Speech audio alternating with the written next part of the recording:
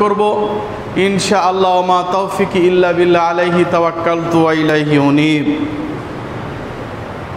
আলোচনার প্রথমেই আপনাদেরকে একটা প্রশ্ন করতে চাই। প্রশ্নটা হচ্ছে, আমাদের বাড়ি কোথায়? বোঝেন নাই? আমাদের বাড়ি কোথায়? আমরা কোথাকার বাসিন্দা ছিলাম? জি, জান্নাত। জান্নাতের বাসিন্দা ছিলাম। বেহেশত হচ্ছে ফার্সি শব্দ, জান্নাত হচ্ছে আরবি শব্দ। এই জন্য আমাদের দেশের একজন বিখ্যাত বক্তা, আবার সে কুখ্যাত, সে বক্তা বলছে যে যারা বলে ইসলামে পীর নাই, পীর ধরা যাবে না, তাদের কপালে বেহেশত নাই। মানে খুব কৌশলে কথাটা বলছে। যারা বলে পীর ধরা যাবে না, পীর নাই, তাদের কপালে বেহেশত নাই। নাউজুবিল্লাহ। মানে পীর হচ্ছে কি শব্দ? ফার্সি শব্দ। বেহেশত ফার্সি শব্দ। এখন ঘটনা হলো, পেঁয়াজটা কোন জায়গায় মারছে? আমরা তো বেহেশত চাই না, আমরা জান্নাত চাই। কি চাই? আমরা জান্নাত চাই। আমরা পীরও চাই না, আমরা বেহেশতও চাই না। আমরা কি চাই?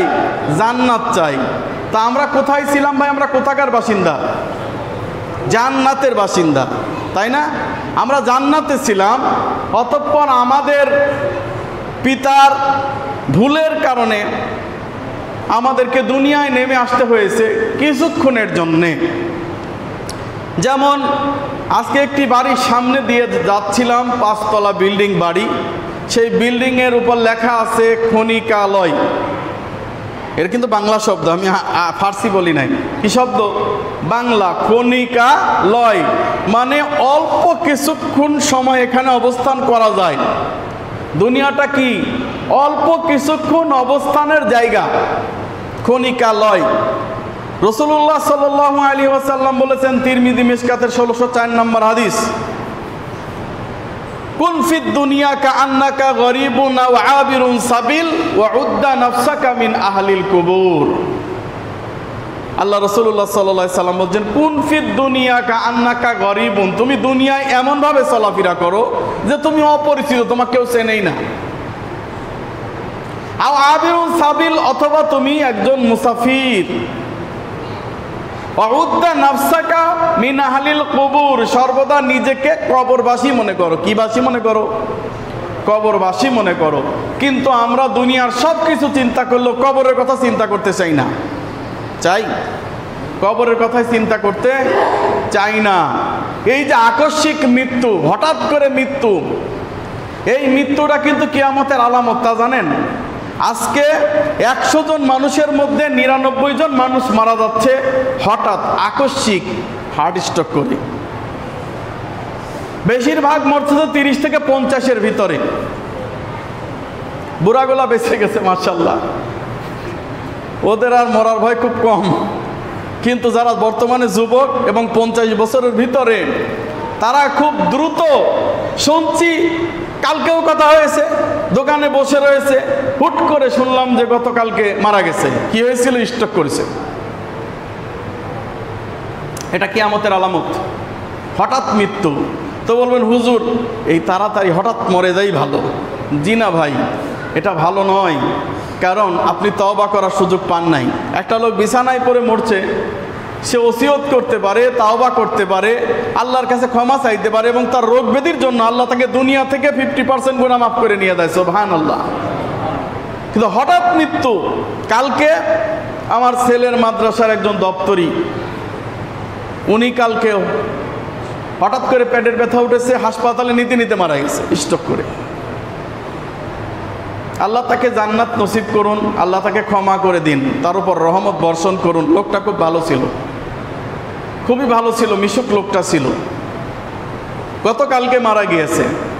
তো ভাই, আমরাও যে কোনো মুহূর্তে এই দুনিয়া ছেড়ে চলে যাবো, আর চলে যেতেই চাই, কারণ এই দুনিয়ার বাসিন্দা আমরা নই। আল্লাহ বলছেন বাকারা সূরা 2 নম্বর সূরার 36 আয়াত থেকে পড়ে দেখেন। আল্লাহ বলছেন, কুলনা ইয়া আদামু উসকুন আনতা ওয়া যাওজুকাল জান্নাহ ওয়া কুলা মিনহা রাগাদান হাইসু শিতুমা ওয়ালা তাকরাবা হাযিহিশ শাজারাতা ফাতাকুনা মিনাজ জালিমিন فأذلهما الشيطان فأخرجهما مما كان فيه قلنا اهبطوا بعضكم لبعض عدو ولكم في الأرض مستقر ومتاع إلى حين আল্লাহ বললেন আদম রে হাওয়া রে জান্নাতের যেখানে খুশি সেখানে বসবাস করো, কোনো সমস্যা নাই। জান্নাতের যেখানে খুশি সেখানে বসবাস করো, কোনো সমস্যা নাই। যা খুশি তাই খাও, কোনো নিষেধাজ্ঞা নাই। ওয়ালা তাকরাবা হাযিহিশ শাজারাতা ফাতাকুনা মিনাজ জালিমিন, কিন্তু খবরদার খবরদার ওই বৃক্ষের নিকটবর্তীও তোমরা হইও না। বৃক্ষটা কি ছিল তাফসীরকারগণ এক একটা তাফসীর করছে, সহিহ হাদিসে কিছুই পাওয়া যায় না। কেউ বলছেন গন্ধম গাছ, কেউ বলছেন গম গাছ, কেউ বলছেন ইত্যাদি ইত্যাদি, অনেকে অনেক কথাই বলেছেন, কিন্তু কোরআন এবং সহিহ হাদিসে এর কোনো পাওয়া যায় না। একটা গাছ, একটা ট্রি, একটা সাজারা, আল্লাহ বলেছেন আমরা এটাই ঈমান এনেছি। আল্লাহ বললেন আদম রে হাওয়া রে জান্নাতের যেখানে খুশি সেখানে বসবাস করো, কোনো সমস্যা নাই, কিন্তু ওয়ালা তাকরাবা হাযিহিশ শাজারাতা ফাতাকুনা মিনাজ জালিমিন, কিন্তু ওই গাছের নিকটবর্তী হইও না। যদি ওই গাছের নিকটবর্তী হও তবে তোমরা জালেম বলে পরিগণিত হয়ে যাবে। আল্লাহ বলছেন ফাআযাল্লাহুমা শায়াতানু ফাআখরাজাহুমা মিম্মা কানা ফি, শয়তান আল্লাহর কাছে বলেছিল আল্লাহ গো তুমি যখন আমাকে মারদুদ শয়তান করে এই দুনিয়ায় প্রেরণ করতেছো, আমাকে যখন তুমি অবাধ্যতা, আমাকে তুমি যখন ইবলিস বলে বিতাড়িত বলে তাড়িয়েই দিচ্ছ, আল্লাহ আমি তোমার কাছে একটা আবেদন আরজি জানাচ্ছি, বনি আদমের গিরায় গিরায় পয়েন্টে পয়েন্টে আমি আঘাত করব। সহিহ মুসলিমের হাদিস স্পষ্ট, রাসূলুল্লাহ সাল্লাল্লাহু আলাইহি ওয়াসাল্লাম বলেন ইন্নাশ শায়তানা ইয়াজরি মিনাল ইনসানি মাজরাদ দাম, মুসলিম মিশকাতের 68 নম্বর হাদিস। ইন্নাশ শায়তানা, নিশ্চয় শয়তান, ইয়াজরি মিনাল ইনসানি মাজরাদ দাম, নিশ্চয় শয়তান মানুষের রগ রেশায় চলাফেরা করে। রক্ত যেখানে চলাচল করে না, রক্ত চলাচল করে না, এই রক্ত চলাচলের জায়গা দিয়ে শয়তান চলাচল করে। কি চলাচল করে? শয়তান চলাচল করে।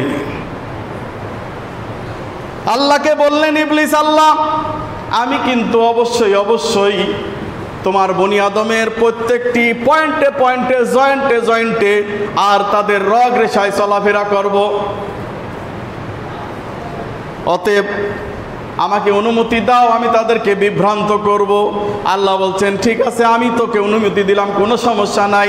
ইল্লা ইবাদিয়া মিনাল মুখলাসিন, তবে আমার মুখলেস বান্দা যারা, খালেস বান্দা যারা, তাদেরকে তুমি কিছুই করতে পারবে না। খালি বলবো আউযু বিল্লাহি মিনাশ শাইতানির রাজিম, ও বায়ু ছাড়তে ছাড়তে দিব দৌড়। কি বলবেন? আউযু বিল্লাহি মিনাশ শাইতানির রাজিম, আমি বিতাড়িত শয়তান হতে আল্লাহর আশ্রয় প্রার্থনা করছি, ও বায়ু ছাড়তে ছাড়তে দিবে দৌড়। বলতেছে হুজুর এই আজানের সময় এই কুকুর কেন ঘেউ ঘেউ করে আর গাধা কেন চিৎকার করে? আমি বললাম ভাইও তুমি হয়তো জানো না যে আজানের শব্দ শোনার সঙ্গে সঙ্গে শয়তান বায়ু ছেড়ে দৌড়ে পালাইতে থাকে। পৃথিবীর কেউ শয়তানকে দেখে না, কিন্তু আল্লাহর দুই সৃষ্টি কুকুর এবং গাধা শয়তানকে দেখতে পেয়ে ঘেউ ঘেউ আর চিৎকার করে। সুবহানাল্লাহ। শয়তান বলল যে আল্লাহ আমি বনি আদমের রগ রেশায় থাকবো, আর আল্লাহ বলেন আমার মুখলেস বান্দাদের তুই কিছুই করতে পারবি না। আজকে সকালে বের হয়ে আসছেন না বাড়ি থেকে? আসছেন না? আসার সময় কি বলেছেন? বাড়ি থেকে বের হওয়ার সময় কি বলেছেন? আপনারা বলেন না কেন? একজন মাত্র বলেছে, আপনারা বলেন না কেন? কি বলেছেন? বিসমিল্লাহ। আমরা জানি না কি বলতে হয়, অনেকেই জানি না। বাড়ি থেকে বের হওয়ার সময় বলতে হবে বিসমিল্লাহি তাওয়াক্কালতু আলাল্লাহি লা হাওলা ওয়ালা কুওয়াতা ইল্লা বিল্লাহ। বিসমিল্লাহি তাওয়াক্কালতু আলাল্লাহ, আল্লাহর উপর তাওয়াক্কুল করলাম। লা হাওলা ওয়ালা কুওয়াতা ইল্লা বিল্লাহ, যিনি সর্বশক্তির আধার। এই কথাটা বলার সঙ্গে সঙ্গে সহিহ মুসলিমের হাদিসে আসছে, শয়তান তখন তার সাথীকে বলে, বাদ দে, ওই আব্দুল কুদ্দুস সরকারও এইটা বলে ফেলছে, বিসমিল্লাহি তাওয়াক্কালতু আলাল্লাহ। রুকিয়া, আল্লাহর পক্ষ থেকে তাকে রুকিয়া, রক্ষা কবচ করে দেওয়া হয়েছে। ওয়াতানাহানু শয়তান, শয়তান সারা দিনের জন্য ওর কোনো ক্ষতি করতে পারবে না। সুবহানাল্লাহ। শয়তান সারা দিনের জন্য ওর কোনোই ক্ষতি করতে পারবে না। যেই লোকটাকে আল্লাহ সুবহানাহু ওয়া তাআলা, যেই ব্যক্তি বলেছে বিসমিল্লাহি তাওয়াক্কালতু আলাল্লাহ, ছোট্ট একটা দোয়া, এই দোয়াটা পড়লে শয়তান সারা দিনের জন্য তাকে কোনো ক্ষতি করতে পারে না, কোনো রকম পথভ্রষ্টতায় লিপ্ত করতে পারে না। সুবহানাল্লাহ। অথচ আমরা এই দোয়াটা অনেকে জানি না। হ্যাঁ, বিসমিল্লাহি তাওয়াক্কালতু আলাল্লাহ লা হাওলা ওয়ালা, ছোট্ট, এটা সবাই জানি, আমরা মুখস্থ আছে, কিন্তু বাড়ি থেকে বের হওয়ার সময় আমরা এটা বলি না। আরেকটি দোয়া আছে ভাই, তার সঙ্গে আপনাকে আমি একটু শিখিয়ে দেই।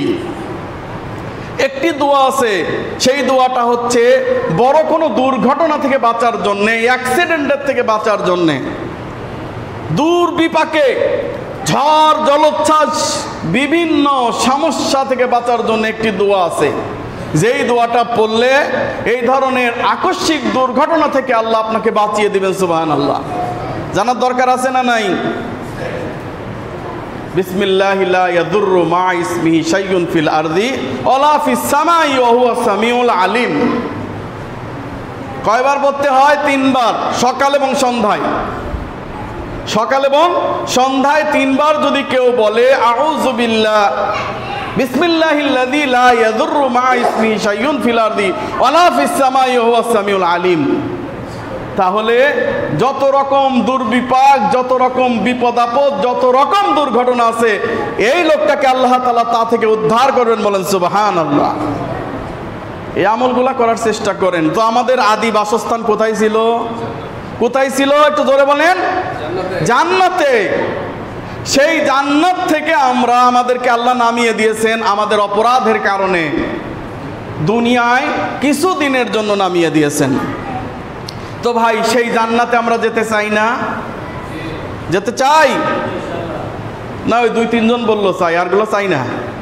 যেতে চাই না? হ্যাঁ, যেতে চাই। একজন কবি একটি গজল, কবিতা লিখেছিল, গজল গান আর কি লিখছিল, রবিউল আউয়াল এলে তোমারই গান গাই, রবিউল আউয়াল গেলে তোমায় ভুলে যাই। সারা বছর নবীর নাম স্মরণ নাই, রবিউল আউয়াল মাস আসলে নবীরে নিয়ে মিলাদ, কিয়াম আর কত কিছু, নাউযুবিল্লাহ, যেটা বিদআত। রবিউল আউয়াল এলে তোমারই গান গাই, রবিউল আউয়াল গেলে তোমায় ভুলে যাই। তোমার নামে সিম্পোজিয়াম, তোমার নামে করি কিয়াম, তোমার নামে এইটা করি সেইটা করি, কোনোই ঠিকানা নাই। রবিউল আউয়াল এলে তোমারই গান গাই, রবিউল আউয়াল গেলে তোমায় ভুলে যাই, রবিউল আউয়াল এলে তোমারই গান গাই। নাউযুবিল্লাহ। অথচ দেখেন রসুলকে ওই টাইমে স্মরণ করে। আমি এটা এই জন্য বললাম, আপনারা মুখে বলছেন, আমরা মুখে বলছি আল্লাহর জান্নাতে যেতে চাই, কিন্তু আমার রসুল বলেছে কুল্লু উম্মতি ইয়াদখুলুনাল জান্নাহ ইল্লা মান আবা। আমার রাসূল সাল্লাল্লাহু আলাইহি সাল্লাম বলছেন প্রত্যেক উম্মত জান্নাতে যাবে, ইল্লা মান আবা, তবে আবা তারা যাবে না। সাহাবীরা বললেন কিলা ইয়া রাসূলুল্লাহ মান আবা, আল্লাহ রাসূল, আবা আবার কি জিনিস? জান্নাতে থেকে অস্বীকার করে, এটা আবার কেমন কথা? আবা আবার কি জিনিস? আল্লাহ রাসূলুল্লাহ সাল্লাল্লাহু আলাইহি ওয়াসাল্লাম বলছেন যারা অস্বীকার করে তারা আবা। সাহাবীগণ বললেন আবার জান্নাতে যেতে অস্বীকার করে এরকম আবার লোক কারা? রাসূলুল্লাহ সাল্লাল্লাহু আলাইহি ওয়াসাল্লাম বলছেন মান আতানি দাখালাল জান্নাহ, যে ব্যক্তি আমার আনুগত্য করবে, আমি রাসূল সাল্লাল্লাহু আলাইহি সাল্লামের ধর্ম অনুসারে চলবে, আমি রাসূলের রিসালাতকে সাক্ষ্য দেবে, আমার রাসূল সাল্লাল্লাহু আলাইহি সাল্লামের শরীয়ত অনুযায়ী পুঙ্খানুপুঙ্খভাবে চলবে, সেই ব্যক্তি আতানি দাখালাল জান্নাহ, ও জান্নাতে যাবে। ওমান আসানি, আর যেই ব্যক্তি আমার অবাধ্যতা করবে, আমার সুন্নাতের প্রতি বিরাগ ভাজন হবে, ওই লোকটা জাহান্নামে যাবে। ওরা জান্নাতে যদি অস্বীকার করে। আমরা মুখে বলি এক কথা, হ্যাঁ, অন্তরে পোষণ করি আর এক কথা। আমাদের আসলে জান্নাতে যাওয়ার ইচ্ছা কারোরই নাই। যদি তাই থাকতো তাহলে আমরা রাসূলের শরীয়ত অনুসরণ করে পথ চলতাম। আল্লাহ বলছেন ফাযাল্লাহুমা শাইতানু ফাআখরাজাহুমা মিম্মা কানা ফি। আল্লাহ বলেন অতঃপর শয়তান তাদেরকে পদস্খলন ঘটালো, অতঃপর আমি আল্লাহ তাদেরকে সেখান থেকে বের করে দিলাম। কুলনা হাবিতু বাদুকুম লিবাদিন আদুন ওয়ালাকুম ফিল আরদি মুস্তাকাররুন ওয়া মাতাউন ইলা হিন। আমি আল্লাহ ঘোষণা করে দিলাম, ও বনি আদম, আদম সন্তান আর আদম, শুনে রাখো, দুনিয়ায় নেমে যাচ্ছ, আমি তোমাদের পরস্পরকে শত্রু বানিয়ে দিয়ে দিলাম। কেউ কারো দেখতে পারবে না, পরস্পরকে শত্রু বানিয়ে দিলাম। দুনিয়ায় কিছুদিন বসবাস করতে গিয়ে তোমরা একে অপরের শত্রু হয়ে যাবে। দুনিয়ায় ক্ষণিকালয়, ক্ষণিকের এই দুনিয়ায় কিছুদিন বসবাস করতে গিয়ে তোমরা একে অপরের কি হয়ে যাবে? শত্রু হয়ে যাবে। আরে বেটা, যতই তুমি জমি জমি করো আর যতই তুমি সম্পদ করো, কাফনের কিন্তু পকেট নাই। আছে? কাফনের পকেট আছে, নিয়ে যাইতে পারবেন? অথচ আপনি হিংসার বশে মাত্র 2 ফিট জায়গা আপনি ছেড়ে দিচ্ছেন না। আপনার বাড়ির পাশ দিয়ে এই রাস্তা দিয়ে কেউ যায়, সেই রাস্তা কাটা দিয়ে রাখতেছেন যাতে কেউ যেতে না পারে, যাতে কেউ যেতে না পারে। এই মণিপুর মাত্র 4.5 কাঠা জায়গার মালিক আমরা। আমার আব্বা আর কি, আমার আব্বা 3 দিক দিয়ে আমার এই জমির মধ্যে রাস্তা দিয়েছে। দেখেন, সামনে 4 ফিট, পিছনে 2 ফিট, বাম দিকে 4 ফিট রাস্তা ছেড়ে দিয়েছে মানুষের যাতায়াতের জন্য। পিছনের রাস্তাও আমাদের লাগে না, বাম দিকের রাস্তাও লাগে না, সামনের যে রাস্তা এটা শুধু আমরা চলাচল করি। কেন ছেড়েছে? কারণ ওই হাদিসের উপর আমল করে প্রতিবেশীকে কষ্ট দেওয়া যাবে না। এমনকি ওই রাস্তা দিয়ে আমরা কখনোই চলাচল করি না, তারপরেও আমাদের ইট বালি যা কিছু আছে রাস্তাটা যাতে মানুষ সুন্দরভাবে যেতে পারে, এজন্য আমরা সেখানে ফেলে দিয়েছি যাতে মানুষ সুন্দরভাবে চলাচল করতে পারে। অথচ সামনেই খাস জায়গা একজনের দখলে রয়েছে, সেই দিক দিয়ে যাইতে দেয় না। চিন্তা করেছেন? চিন্তা করেছেন এই জমি এইগুলা নিয়ে আপনি যাবেন আর আপনি বলছেন আমি জান্নাতে যেতে চাই। আর আমি বলতেছি যে অনেকেই জান্নাতে যেতে চায় না। যারা জান্নাতে যেতে চায় না, আলোচনার বিষয় তো এটাই নাকি? আসলে কি আমরা জান্নাতে যেতে চাই না? আমাদের মুখে এক কথা, মনে আর এক কথা। এটাকে বলে ডাবল স্ট্যান্ডবাজি, ডাবল স্ট্যান্ডার্ড, দুমুখী নীতি আমরা পালন করে থাকি। আল্লাহ বলতেছেন অতঃপর শুনে রাখো, তোমাদেরকে আমরা একে অপরের দুশমন বানিয়ে দিলাম। কেউ কাউকে দেখতেই পারবে না। এই দুনিয়ায় ক্ষণিকের বাস করার জন্য আমি তোমাকে পাঠিয়ে দিলাম। আল্লাহ বলেন অতঃপর আমি আদম আলাইহিস সালামকে কিছু তওবার জন্য কিছু শিখিয়ে দিলাম। তিনি তওবা করলেন, আল্লাহ তওবা কবুল করলেন। তওবা কবুল করার পরে বললেন কুলনা হাবিতু মিনহা জামিআ ফা ইম্মা ইয়াতি আন্নাকুম মিন্নি হুদান ফামান তাবিআ হুদায়া ফালা খাউফুন আলাইহিম ওয়ালা হুম ইয়াহজানুন। আল্লাহ বলছেন কুলনা হাবিতু মিনহা জামিআ, তোমরা নিচে নেমে যাও। ফা ইম্মা ইয়াতিয়ান্নাকুম মিন্নি হুদান, অতঃপর আমার পক্ষ থেকে হুদা যখন আসবে, এই হুদার যদি অনুসরণ করো, হিদায়াতের অনুসরণ করো, আমি আল্লাহর জান্নাতে তোমরা আবার ফেরত চলে আসতে পারবে। তোমাদের কোনো কষ্টও নাই, তোমাদের কোনো চিন্তাও নাই। আচ্ছা ভাই, আইফেল টাওয়ারে ওঠার জন্য লিফটের প্রয়োজন আছে না নাই? 5 তলার উপরে উঠতেই লিফট লাগে, লাগে না? এরপর আর উঠা যায় না লিফট ছাড়া, সব সচরাচর চলাচল করা যায় না, খুব কষ্ট হয়ে যায়। তো পৃথিবীতে এমন কোন লিফট কি আপনারা পেয়েছেন যে এই লিফট দিয়ে সরাসরি জান্নাতে চলে যাবেন? আছে না? নাই? আছে, আমার কাছে আছে, আছে, সবার কাছেই আছে, কিন্তু বলো হুজুরেরটাই নেব। হুজুরের কাছে আবার কোনটা আছে দেখি? হ্যাঁ, এক ফকির এসে ভিক্ষা করে বলতেছে, আমার আল্লাহ নবীজির নাম, আল্লাহর কাছে সবই আছে, একটা জিনিস নাই। আরে আল্লাহর কাছে সবই আছে, একটা জিনিস নাই, কি নাই সেটা? আশ্চর্য! কি ভাই, আল্লাহর কাছে সবই আছে, একটা জিনিস নাই, কি নাই? আল্লাহর কাছে সবই আছে, একটা জিনিস নাই। নাই রে, মিথ্যা নাই, বলো সবই সত্য ভাই। আল্লাহর কাছে মিথ্যা নাই, মিথ্যা কোনো বলে জিনিস আল্লাহর কাছে নাই।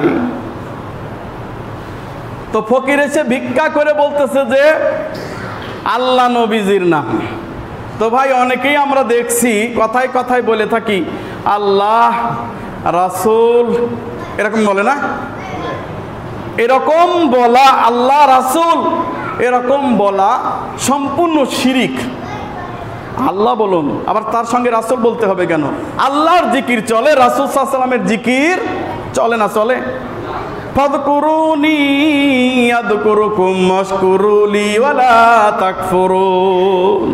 বাকারা 2 নম্বর সূরার 152 নম্বর আয়াত।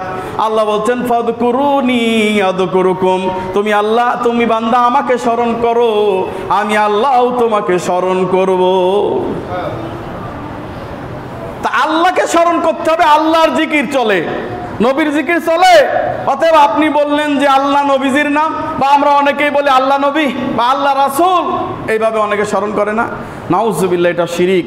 আল্লাহর সঙ্গে রাসূলকে শিরিক করা যাবে না, কারণ রাসূল সাল্লাল্লাহু আলাইহি ওয়াসাল্লাম নিজেই বলেছেন, সহিহ বুখারী মিশকাতের 5338 নম্বর হাদিস, রাসূলুল্লাহ সাল্লাল্লাহু আলাইহি সাল্লাম বলছেন যে শুনে রাখো, নিশ্চয় ইহুদি খ্রিস্টানরা ঈসা ইবনে মারইয়ামকে নিয়ে বাড়াবাড়ি করেছে। লা তুতরুনি কামা আতরাতান নাসার ইবনে মারইয়াম, যেভাবে ঈসা ইবনে মারইয়ামকে নিয়ে বাড়াবাড়ি করা হয়েছে তেমনি আমাকে নিয়ে তোমরা বাড়াবাড়ি করো না।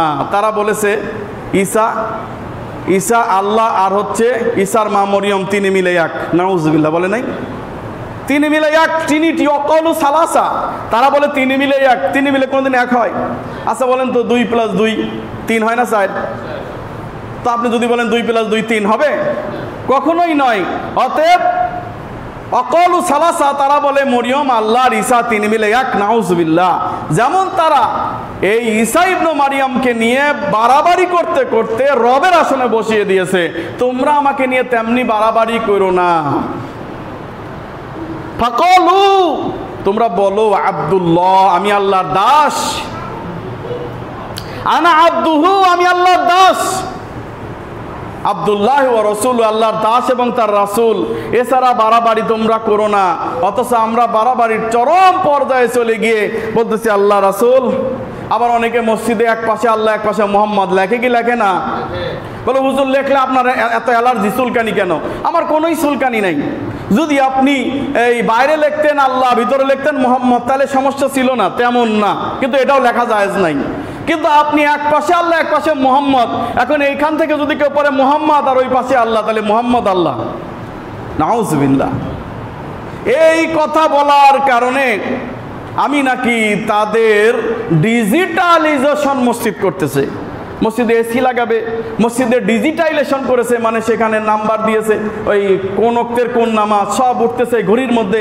সেই ঘড়িটার উপরে এক পাশে আল্লাহ এক পাশে মোহাম্মদ আছে। আমি বলছি যে মোহাম্মদ কাটেন, আলে এত বড় সাহস মোহাম্মদ কাটি দিতে কয়? এই হালে দেশের বাচ্চা, তুই মোহাম্মদ কাটি দিতে কইস? মোহাম্মদ তুই মানিস না? নাউজুবিল্লাহ মিন যালিক। আমি বললাম কি, আরো বলে কি? চাচার কবর কোনে, চাচি কাঁদে কোনে? হ্যাঁ, চাচার কবর কোনে, চাচি কান্দে কোনে? আমি বললাম যে এখানে আল্লাহ মোহাম্মদ একসাথে বললে শিরিক হবে। ওদের নাকি আমি তাদের মসজিদ ডিজিটালাইজেশন করতেছে, সেই মসজিদ ডিজিটালাইজেশনকে আমি বাধা দিয়েছি। অতএব আপনি আর চলবেন না ভাই। মসজিদ ডিজিটাল করে লাভ আছে? চারানা লাভ আছে? নেই, নেই। আল্লাহর কসম করে বলি, আল্লাহর কসম করে বলি, নবী মুহাম্মদুর রাসূলুল্লাহ সাল্লাল্লাহু আলাইহি ওয়াসাল্লাম কাঁচা মসজিদে সালাত আদায় করে জান্নাতে চলে গেছে। সাইয়েদনা আবু বকর রাদিয়াল্লাহু তাআলা আনহু কাঁচা মসজিদে সিজদা দিয়ে জান্নাতে চলে গেছে। ওমর বিন খাত্তাব রাদিয়াল্লাহু তাআলা আনহু কাঁচা মসজিদে সিজদা দিয়ে জান্নাতে চলে গেছেন। ওসমান বিন আফফান রাদিয়াল্লাহু তাআলা আনহু তিনি কাঁচা মসজিদে সালাত আদায় করে জান্নাতে চলে গেছেন। আলী রাদিয়াল্লাহু তাআলা আনহু তিনি কাঁচা মসজিদে সিজদা করে জান্নাতে চলে গেছেন কি গেছেন না? এদের সার্টিফিকেট আছে না নাই কথা বলেন? দুনিয়া থেকে আশরায়ে মুবাশশারা 10 জন সাহাবী জান্নাতের সুসংবাদ প্রাপ্ত 10 জন সাহাবী ছিলেন। আর বদরের যুদ্ধে আল্লাহ রাসূল সাল্লাল্লাহু আলাইহি ওয়াসাল্লাম বলেন বদরের যুদ্ধে যারা আছে সব জান্নাতি। বদরের যুদ্ধ যারা করেছে সব জান্নাতি, সুবহানাল্লাহ। তাইলে এই জান্নাতি মানুষগুলা উপরে কিসের? খেজুরের ছাউনি, খেজুর পাতার ছাউনি। কল্পনা করতে পারেন? খেজুর পাতার ছাউনি, নিচে বালু আর হচ্ছে পাথর, এর মধ্যে সেজদা করে এরা জান্নাতে চলে গেছে। শুনে রাখুন, দেখেন আবুল বাখতারি সম্ভবত একজন সাহাবী নাম ছিল, ওনার কিছু আত্মীয় স্বজন ছিল মক্কায়, তাই তিনি কিছু সংবাদ পাচার করেছিলেন।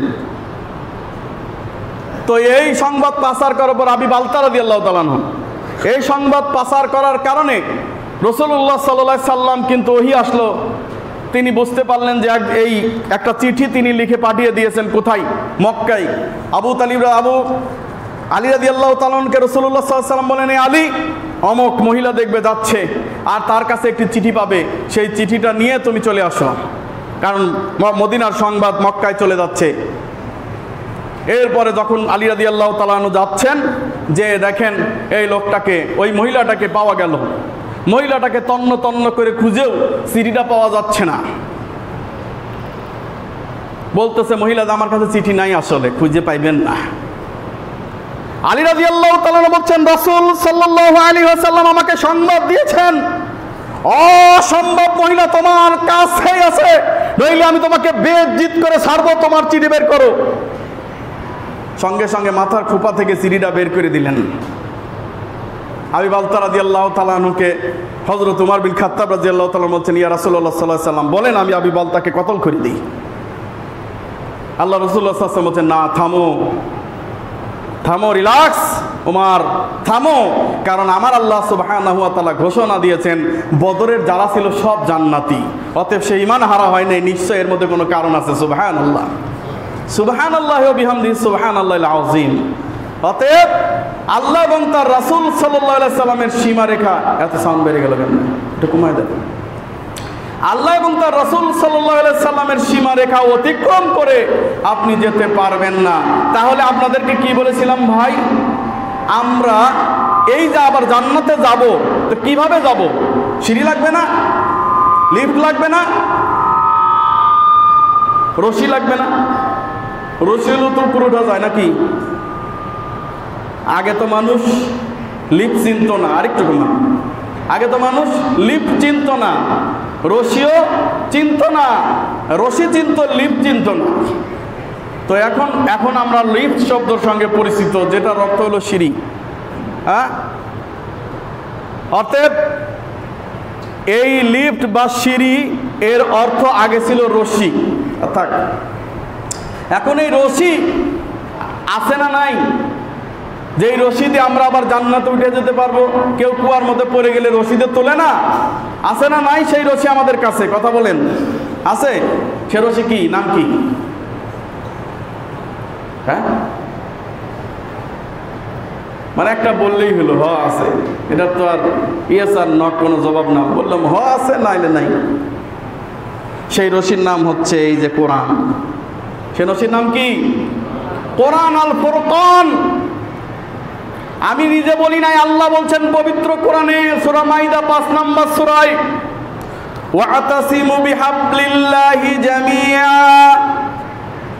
ওয়ালা তাফাররাকু ওয়াতাসিমু বিহাবলিল্লাহি জামিআ, তোমরা আল্লাহর রশিকে সবাই সমবেতভাবে ধারণ করো। সুবহানাল্লাহ। তাহলে আল্লাহর রশি কি? কোরআন।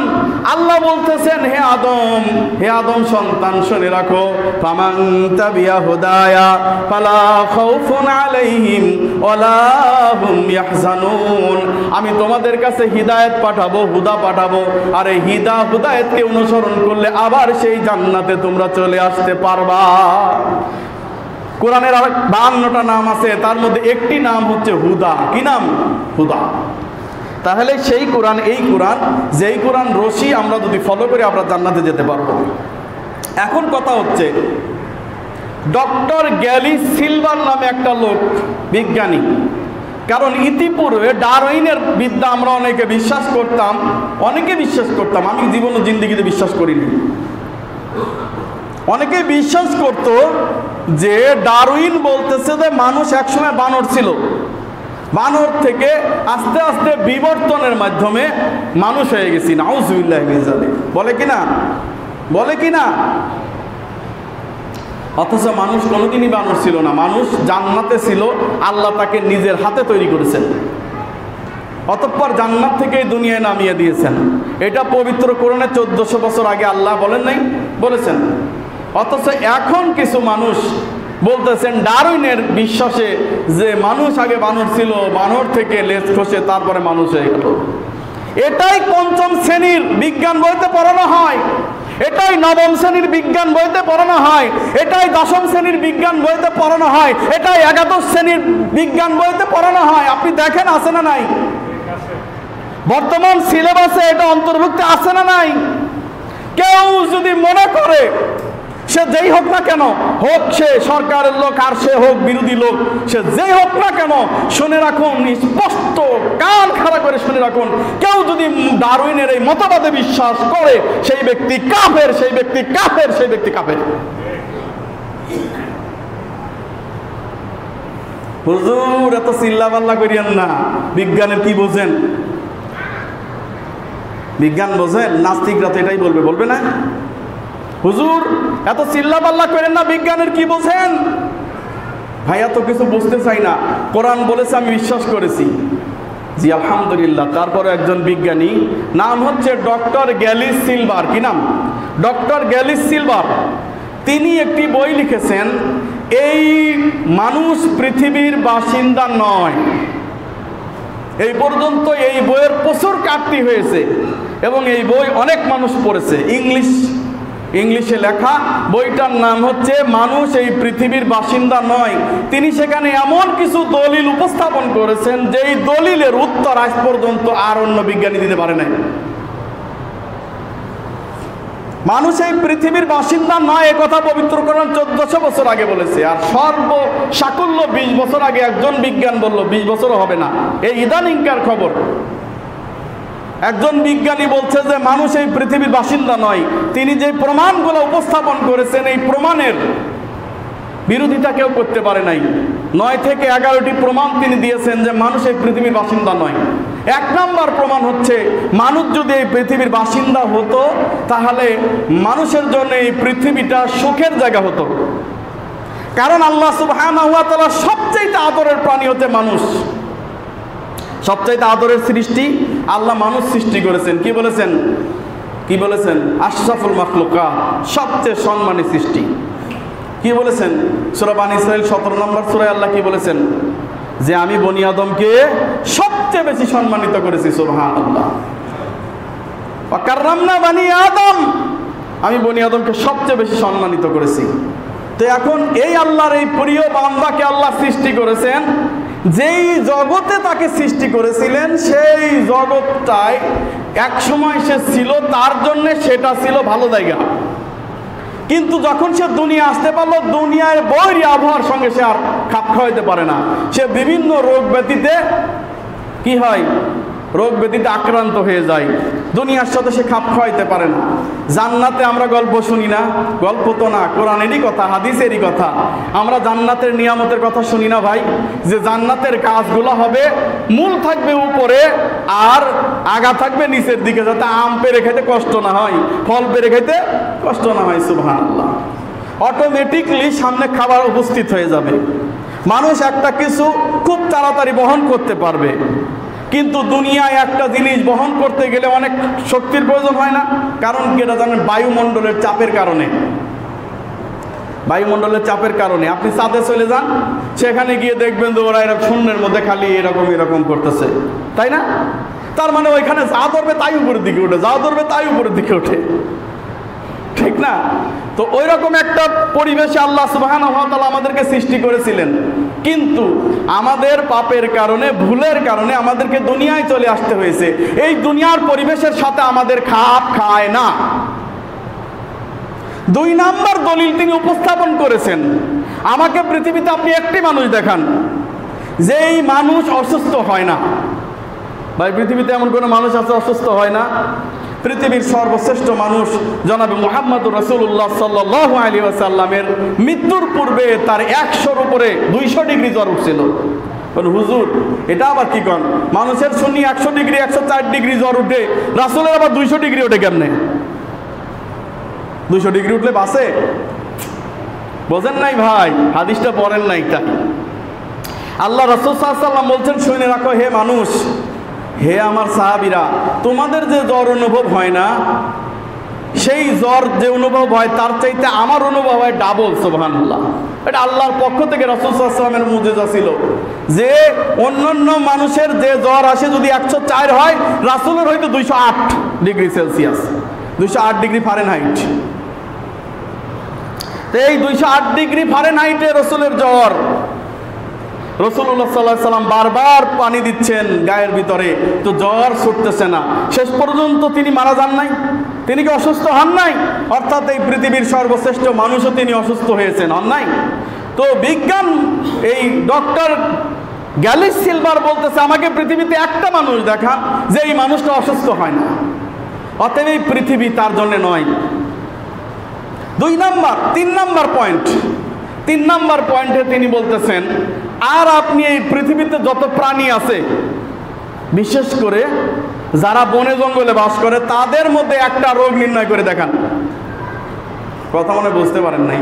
আপনার গরু ছাগলের রোগ তো হবে, ওরা গৃহপালিত, ওরা মানুষের দ্বারা সংক্রমিত হয়। দেখবেন যে আপনার জ্বর আসছে, আপনার ছাগলেরও জ্বর আসছে, নাপা ট্যাবলেট খাওয়াই দেন, ওর জ্বর ভালো হয়ে যায়। তার মানে আমাদের সাথে ওদের সম্পর্ক হয়ে গেছে। কিন্তু একটা জঙ্গলের কোনো ভাল্লুকের জ্বর আছে, নাপা খাওয়াই দেন তো যাবে? ওদের ওইভাবে সিস্টেম আল্লাহ তৈরি করে দিয়েছে। এই পৃথিবীর ভর সহ্য করার মতো ক্ষমতা ছিল। সোজা কথা, আমার আব্বা বলতেছে, এত লেকচার দিস না, এরা দুনিয়া আগেই ছিল। কথা বোঝেন নাই? আমার আব্বা বলতেছে, এত লেকচার দিস না, এরা পৃথিবীতে আমাদের অনেক অনেক অনেক আগে ছিল। ছিল না? বাঘ, সিংহ, তার আগে ছিল কি ডাইনোসর, ছিল কি না? এরা আমাদের পৃথিবী, আমাদের আসার অনেক আগে ছিল। অতএব পৃথিবী তাদের জন্য উপযুক্ত বিচরণ ক্ষেত্র, মানুষের জন্য নয়। এই পৃথিবীতে মানুষ অসুস্থ হবেই হবে, এই পৃথিবীতে মানুষের বিভিন্ন রোগ ব্যাধি হবেই হবে, এই পৃথিবী বাসযোগ্য থাকবে না। কারণ পৃথিবীতে মানুষ সুখ শান্তি করার জন্য নিজেই পৃথিবীকে বাতিল করে দিচ্ছে। আল্লাহ বলছেন, জাহারাল ফাসাদু ফিল বাররি ওয়াল বাহর বিমা কাসাবাত আইদিন নাস। রুম সূরা 30 নম্বর সূরা। আল্লাহ কি বলতেছেন? মানুষ নিজের হাতেই এই পৃথিবীতে ফাসাদ সৃষ্টি করেছে। এই যে বিপর্যয় তোমরা দেখো, করোনা ভাইরাস, তারপরে তোমরা বিভিন্ন রোগ জীবাণু দ্বারা আক্রান্ত হও, এটা তোমাদের নিজের হাতের কামাই। এই যে ঘূর্ণিঝড়, এই যে বায়ুমণ্ডলের বিভিন্ন চাপ, এটা কিন্তু তোমাদের নিজের হাতের কামাই। কারণ বড় বড় আগে মানুষই মাটি দিয়ে ঘর বানাইতো, এখন তোমরা ইট বানাও, আর সেখানে ইট ভাটায় কি জ্বালাও, ইট জ্বালাও, আর সেখানে বায়ুমণ্ডলের স্তর একাই নষ্ট হয়ে যাচ্ছে। এমন ভাবে প্লাস্টিক ব্যবহার করতেছে। এখন প্লাস্টিকের খাটও আছে, আছে না নাই? প্লাস্টিকের শোকেস, প্লাস্টিকের খাট, প্লাস্টিকের টেবিল, প্লাস্টিকের চেয়ার, প্লাস্টিকের প্লাস্টিকের প্লেট, প্লাস্টিকের গিলাস, আছে না নাই? সব প্লাস্টিক। ভাই, পলিথিন আছে না? সবচাইতে পাতলা পলিথিন মাটির সঙ্গে মিশে যেতে 200 বছর লাগে। কথা মনে বুঝাইতে পারলাম না? সবচাইতে পাতলা যে পলিথিন আছে, ওই যে বাচ্চাটার হাতে যে পলিথিনটা আছে, এই পলিথিনটা মাটির সঙ্গে মিশে যাইতে 200 বছর সময় লাগবে। কত দেখা লাগবে না ভাই? আপনার সবাই আছে বাড়িতে, দেখে কি করবেন? 200 বছর লাগে। একটা আরসি কলার বোতল মাটির মধ্যে পচতে 500 বছর সময় লাগে। একটা চেয়ার 1000 বছর, আর একটু বড় যান 2000 বছর। অর্থাৎ মাটি আগে কিছু করতেই পারে না, সোজা কথা। হ্যাঁ, তো মাটির উর্বর শক্তি সব নষ্ট হয়ে যাচ্ছে। যা লাগাচ্ছেন ফসল ঠিক মতো হচ্ছে না। সবচেয়ে বড় বিপর্যয় যে সৃষ্টি হয়েছে সেটা হলো সমুদ্রের ভিতরে। সমুদ্রের ভিতরে এই প্লাস্টিকগুলো এমনভাবে গিয়েছে, বড় বড় তিমিগুলো প্লাস্টিক খেয়ে মারা যাচ্ছে। তারা তার মানুষের মতো এত বুঝে না যে প্লাস্টিক খাবে না। মানুষ খুব ভালো বুঝে, তাই না? এই জন্য প্লাস্টিকের ডিম আর প্লাস্টিকের চাউলও খায়, আছে না নাই? ঠিক পান না তো তাই। চকচকা ধবধবা চাউল, কি নাম? মিনিকেট। কি নাম? মিনিকেট। আমি ডিকশনারি খুলে অনেক চেষ্টা করলাম যে মিনিকেট নামে কোনো ধান আছে কিনা দেখবো। আল্লাহর কসম, মিনিকেট নামে কোনো ধান আমি খুঁজে পাইলাম না। আপনারা পাইলে আমাকে জানায়েন। এ আছে? মিনিকেট নামে কোনো ধান আছে, চাউল আছে? তো এটা কিভাবে হলো? ওইটা বানাইছে, আটাশ চাউল আছে না, ওইটারে প্রসেসিং করে, ওটার উপরের যে ভিটামিনগুলো আছে না, অরিজিনাল যে ভিটামিনগুলো আছে সব ফেলে দেয়, দিয়ে ওটারে চিকন বানায়, মাঝখানের আবর্জনা খাই আমরা বাঙালি। আর কই আমি মিনিকেট খাই। আমি দোকানে গিয়ে বলি, ভাই মিনিকেট চাউলের দাম কত? 25 কেজি 1800 টাকা। আস্তে কানের কাছে বলি, ভাই 28 চালের দাম কত? ভাই আপনার জন্য 1250 রাখা যাবে, তাড়াতাড়ি দেখে, ওইটাই ঠিক। কথা বোঝেন নাই? একই চাউল প্রসেসিং করার কারণে আমরা ওই প্লাস্টিক খাচ্ছি। প্লাস্টিকময় পৃথিবী। ভাই কোন কথা বলতে কোন কথা বলে ফেললাম। দুনিয়াকে আমরা বাসযোগ্যর অনুপযুক্ত করে ফেলছি। মানে আমরা সুখের জন্য একটা এসি লাগাই, হ্যাঁ, সুখের জন্য গাড়ি চালাই। এই জন্য একজন ডাক্তার জাহাঙ্গীর কবির খুব দুঃখ করে কথাটা বলেছিল, উপহাস ছলে কৌতুক ছলে কথা বলেছিল, এই পৃথিবীতে বাংলাদেশের বুকে সবচাইতে বেশি ক্ষতি করে একজন সাইকেল চালক। কেন রে ভাই, ও এত ক্ষতি করলো কেমনে? কারণ হচ্ছে ওই ব্যক্তি তেল মোবিল কিছু কেনে না। সাইকেলের তেল মোবিল লাগে, তেল মোবিল কিছু কেনে না। 2 নম্বরে সেই ব্যক্তি রেজিস্ট্রেশন করে না। 3 নম্বরে ওই ব্যক্তি এই সাইকেলের জন্য আর অন্য কোনো খরচপাতি করতে হয় না। সুতরাং পার্টস কোম্পানিগুলা মার খেয়ে যাবে সাইকেলের কারণে, তেল কোম্পানিগুলা মার খেয়ে যাবে সাইকেলের কারণে, বিভিন্ন কোম্পানি মার খেয়ে যাবে সাইকেলের কারণে। এখন ওই ব্যক্তি যদি সাইকেল না চালায় মোটরসাইকেল চালাইতো, গাড়িতে চলতো, এসি গাড়িতে চলতো, তাহলে সর্বপ্রথম তার সমস্যা হতো ফুসফুসে। কোথায়? ফুসফুসে, এরপরে কিডনিতে, এরপর হার্টে। হয় কি না? আপনি খালি গাড়ির মধ্যেই থাকবেন, ব্যায়াম করবেন না, হাঁটবেন না, খালি আরাম করবেন, আপনার এই সমস্ত রোগ ব্যাধি দ্বারা এই দেশের খুব উপকার হয়। 1 নম্বর, আপনি গাড়ির জন্য ট্যাক্স দিয়েছেন সরকারকে। 2 নম্বর, রেজিস্ট্রেশন করার জন্য সরকারকে টাকা দিয়েছেন। 3 নম্বর, তেল কিনতেছেন। দেশের উন্নয়নে আপনি খুব সহযোগিতা করতেছেন। এরপর ডাক্তারদের বেঁচে থাকার জন্যে, ডাক্তারদের রুজি বাড়ানোর জন্যে আপনি কত না চেষ্টা করতেছেন। আপনার জন্য ডায়ালিসিস সেন্টার খোলা হচ্ছে, আপনার জন্য ডায়াগনস্টিক সেন্টার খোলা হচ্ছে, আপনার জন্য কিডনি বিশেষজ্ঞ ডাক্তার হচ্ছে, আপনার জন্য এটা হচ্ছে সেটা হচ্ছে। সেই সাথে ফাস্টফুডের দোকানদার আরও বেশি দেশের জন্য উপকারী। কারণ সেই ব্যক্তি ফাস্টফুড খাওয়ায় আপনার কলিজা, আপনার পিলিহা, আপনার কিডনি, আপনার ফুসফুস সব নষ্ট করে দিচ্ছে। আর এর সঙ্গে ফাস্টফুডের দোকানগুলো রমরমা ব্যবসা করছে, ফাস্টফুডের সঙ্গে কর্মচারীগুলো চাকরি করতেছে, ফাস্টফুডের দোকানদার ডাক্তারের জীবিকা নির্বাহ করে, ফাস্টফুডের দোকানদার একজন এই দেশের জন্য খুবই উপকার, পক্ষান্তরে সাইকেলওয়ালা খুবই ক্ষতিকর। আর যেই ব্যক্তি সাইকেলটাও কেনে না, হেঁটে চলো, আরো বেশি ক্ষতিকর। কথা বোঝেন নাই? কারণ ও সাইকেলটাও কেনে না। ভাই, self preservation in the law of nature একটা কথা আছে ইংরেজিতে। আরবিতে এই কথাটাকে বলা হয় মান আরাফা নাফসাহু ফাকাদ আরাফা রব্বাহু। এটা আরবি কবিতা, আবার কোয়েন না যে আমি হাদিস কইছি। তবে এই আরবি কবিতা হলে এটা সঠিক নয়, কথাটা সঠিক নয়, কিন্তু বাগধারার সঙ্গে মিলে যাচ্ছে তাই বলতেছি। ইংরেজি বাগধারায় কি বলতে? Self preservation in the law of nature. নিজে বাঁচলে বাপ দাদার নাম আছে না নাই? হ্যাঁ, coat your cut according to your cloth, আই বুঝে ব্যয় করো। আর নিজে বাঁচলে বাপদাদার নাম। আরবি কবিতায় বলতেছে মান আরাফা নাফসাহু ফাকাদ আরাফা রাব্বাহু, যে ব্যক্তি নিজেকে চিনলো সে রবকে চিনলো। যদিও এটা কবিতা, এটা একটা জাল হাদিস নামও প্রচলিত আছে। অতএব ওটার পর আমরা ঈমান আনি নাই, তবে কথাটার মূল মর্মগত বিষয়টা আমরা খেয়াল করতে পারি। আমরা নিজেদেরকে যদি বাঁচানোর চেষ্টা করি তাহলে ইনশাল্লাহ আমরা জান্নাতের বাসিন্দা, আবার জান্নাতে ফিরে যেতে পারবো। আজকে 2 নম্বর পর্ব গেল। এটা যে কবে শেষ হবে আমি নিজেও বলতে পারি না। একদিকে আলোচনা শুরু করে আর একদিকে টেনে নিয়ে চলে যায়। আল্লাহু আকবার। আল্লাহ সুবহানাহু ওয়া তাআলা আমাদেরকে পবিত্র কোরআন ও সহিহ হাদিসের উপর আমল করার তৌফিক দান করুন, আল্লাহুম্মা আমিন। পাশাপাশি ভাই এবং বন্ধুকে, এই দুনিয়া 2 দিনের, এখানে আমরা থাকতে পারবো না, এখানে আমাদের বাসস্থান নয়। সুতরাং যেই বাসস্থান আমরা সত্যিকার অর্থে বসবাস করতে পারবো, যেখানে গিয়ে আমরা চিরজীবন কোনোদিন মৃত্যুবরণ করব না, সেই জায়গার জন্য আমাদের বাড়ি বানানোর দরকার আছে না নাই? এই কথা বলেন। সেখানের জন্য বাগান বানানোর দরকার আছে না নাই? সেখানে রাস্তাঘাট পুল বানানোর দরকার আছে না নাই? হাতেম বিন পারভেজ, আপনি যে কি বলেন, মেয়াদ ছাড়া গাঁজা খাইছেন নাকি? ওইখানে আবার কেমনে করে ঘর বাড়ি বানাবো? জি না ভাই, জি না ভাই, অবশ্যই সম্ভব। একটা সুবহানাল্লাহ বলে জান্নাতে